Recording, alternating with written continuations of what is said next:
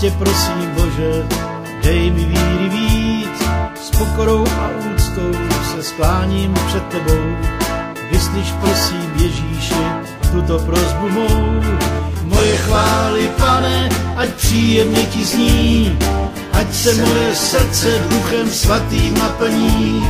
Z toho, co mi chybí, je, Pane, víc než dost.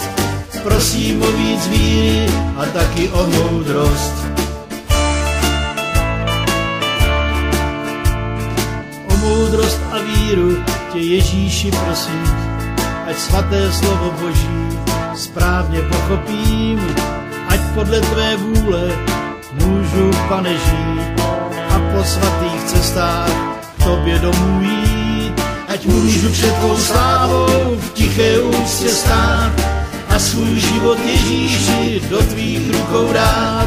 Ať z milosti tvé svaté já spasen můžu být a v království Božím s tebou věčně žít.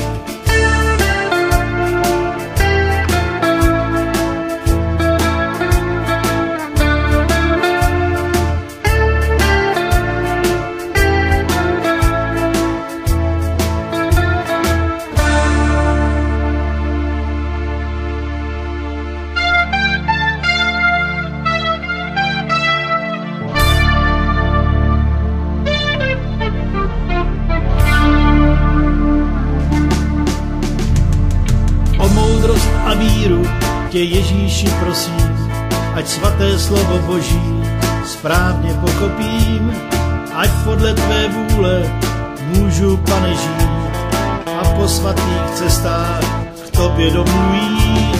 Ať můžu před tvou slávou v tiché úctě stát a svůj život, Ježíši, do tvých rukou dát. Ať z milosti tvé svaté já spasen můžu být a v království Božím s tebou věčně žít. Ať můžu před tvou slávou v tiché úctě stát a svůj život, Ježíši, do tvých rukou dát.